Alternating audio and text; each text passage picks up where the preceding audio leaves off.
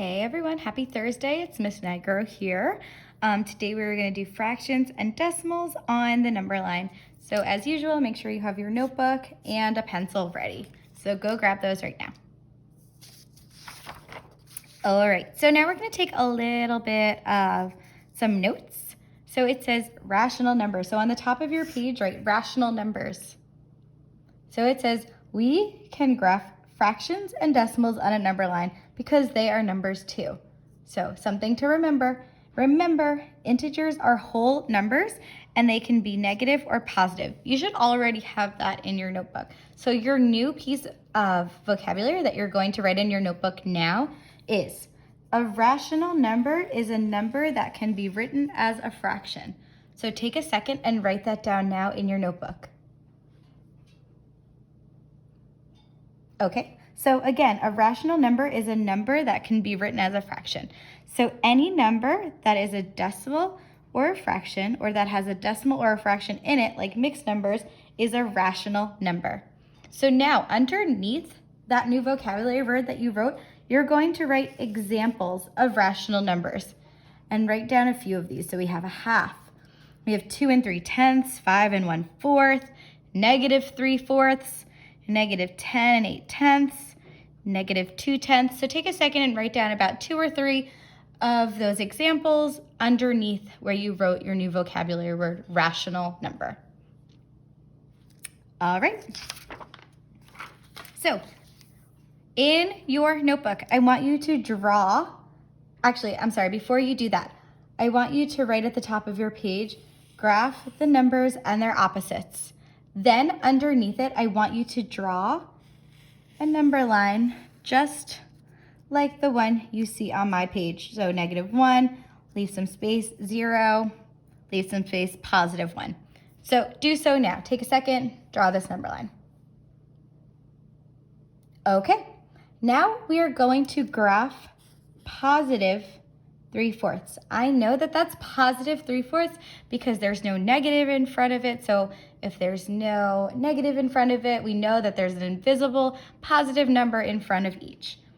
Okay, so I'm going to say here is 0, here's 1/4, here's 2/4, which we know is also 1/2, equivalent fractions, and here is 3/4. So my number is positive 3/4. So my next spot is I need to graph its opposite. Okay, so I know that the opposite of positive 3/4 is negative 3/4. Okay, so I'm going to do the same thing on this side. So I'm going to break it into fourths again. So I have negative 1/4, negative 2/4, which is also negative 1/2. And then here is negative 3/4. So my opposite, negative 3/4, is right here. All right, so do so now.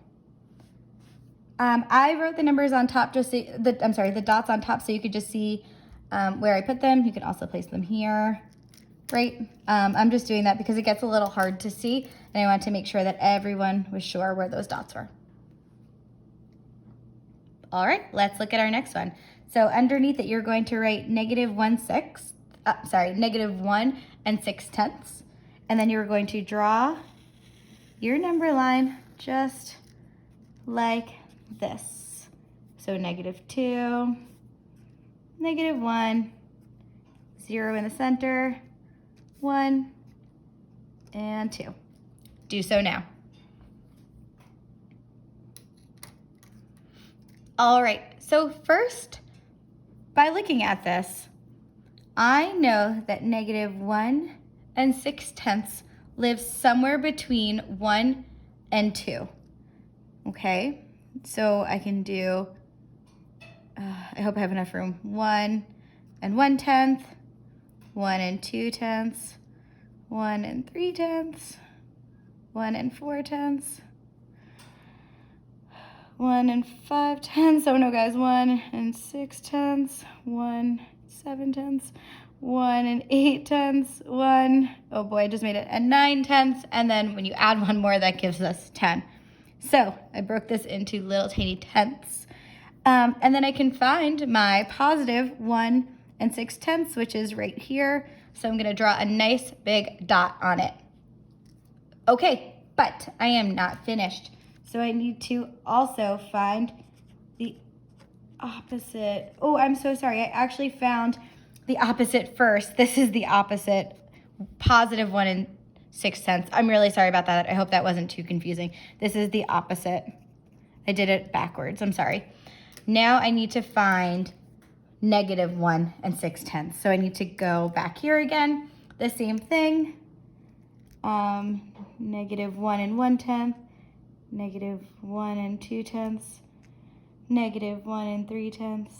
Negative 1 4/10. Negative 1 5/10. Negative 1 6/10. Negative 1 7/10. Negative 1 8/10. Negative 1 9/10. So the original is negative 1 6/10, which is right here. Original. And the opposite. Again, I'm really sorry. I did this a little. I tried to jump ahead a step. Make sure that you're not jumping ahead because sometimes you get confused. Just like teachers, we get confused too. So negative 1 6/10 is right here. And the opposite, which is positive 1 6/10 is right here. And that is the opposite. All right. Moving on. On this page or on the bottom or wherever you are working, write ordering and comparing with rational numbers. So it says, order the following numbers from least to greatest. That means smallest to biggest.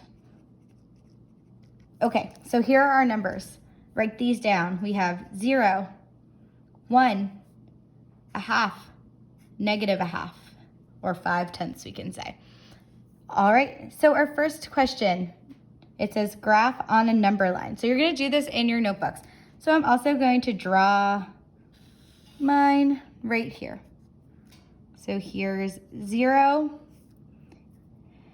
here's 1, and here is negative 1.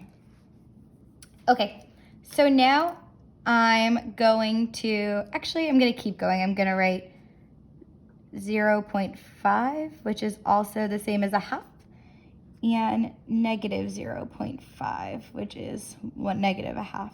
So we know that this is more or less, and over here is greater. All right, now I think we have enough for us to start graphing. So my first number is 0. So I'm gonna put a nice dot on it.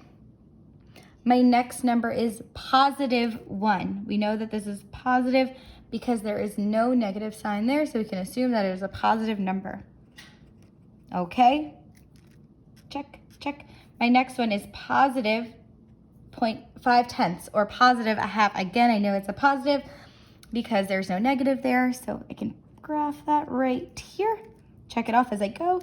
And then my last one, negative 5/10, which is right here. All right, so I've done question 1. I've graphed these numbers on the number line. Okay, so now I need to see which list shows the order of numbers from least to greatest. So by looking at here, I know that the numbers on this side are least or less than the numbers on this side. So I'm gonna rewrite it for myself. So I have these numbers in order. Sorry, so I have negative 5/10, then I have 0, then I have positive 5/10, and then I have 1. So I know that these are in least to greatest. All right, so now take a second, look at your number line, look at answer choice A and B, and decide which list shows the order from least to greatest. So do that now. All right, so looking at this, I see 0, 1, negative 5, negative 5/10 again. Oh, that can't work because we know that 0 is not our smallest number because it's actually negative 5/10. And I think this should be positive 5/10. Okay, so I can eliminate choice A. looking at choice B. Okay, negative a half, great. Then 0, then positive a half, then 1. Perfect. Okay, so answer choice B represents those numbers from least to greatest. All right, here's our next question. It says, which is greater, 5/10 or -5/10? So here's your hint, left is less. So take a second and decide which number is greater, 5/10 or -5/10. All right, do so now. Okay, so when I was doing this, I wasn't sure, so I looked back up here. -5/10 was here, and +5/10 was here. And I know that this side is more or less, which means that +5/10 is greater than -5/10. And this means greater than. All right, get ready. Here is our last question. It's a multiple choice question. It says, which point on the number line is the opposite of -1/2? So before I even get started, I'm gonna write opposite. So I know whatever number I write here, I need to find on the number line. So the opposite of -1/2 is +1/2. So now I need to decide, is the opposite A or B? Take a second, do so now. All right, so we know that the positive numbers are here. So the number between 0 and 1 is +1/2. And the numbers between 0 and -1 would be -1/2. So if I'm looking for the opposite of -1/2, which is +1/2, answer choice B is correct. All right, I hope that this was helpful. Make sure that you do your exit ticket now. Make sure you're studying for your quiz tomorrow. You guys are all super ready. Have a happy Thursday. If I don't talk to you, have a wonderful weekend. All right, see ya. Bye.